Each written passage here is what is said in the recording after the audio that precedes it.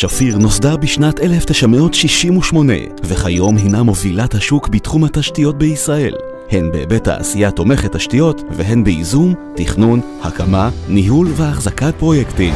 שפיר עומדת בחזית הטכנולוגיה ההנדסית, ומעסיקה אלפי עובדים מיומנים תחת ניהול קפדני ומקצועי, האמונים על תכנונם, הקמתם ותפעולם של פרויקטים המורכבים והמתקדמים בישראל.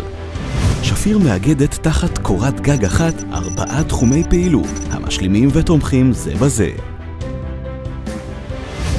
שפיר מובילה את ענף התשתיות והחומרים לבנייה ומספקת 90% מהייצור ללקוחות חיצוניים. שפיר בעלת מפעלי ייצור מתקדמים בפריסה ארצית, עם עתודות חומרי גלם לעשרות שנים, ביניהם מחצבות אבן, מפעלי אספלט, מפעלי בטון מזוין ומפעל קורות ואלמנטים טרומיים. שפיר מובילה בהשקעות לטווח ארוך בפרויקטי BOT, שהינם מגה פרויקטים בשותפות הסקטור הפרטי והציבורי, הכוללים יכולות מימון בשותפות הגופים הפיננסיים המובילים במשק. הפעילות כוללת תכנון, הקמה ותפעול שוטף ועצמאי לאורך כל תקופת הזיכיון.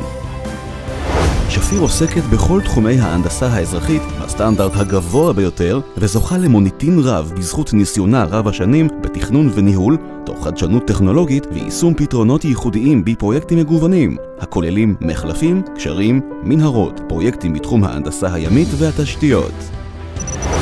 קבוצת שפיר מתמחה בייזום ובנייה איכותית של דירות מגורים. החברה בונה אלפי יחידות דיור בכל רגע נתון, בפרויקטים שונים ברחבי ישראל, תוך שימת דגש על תכנון מתקדם לטובת איכות החיים של דייריה.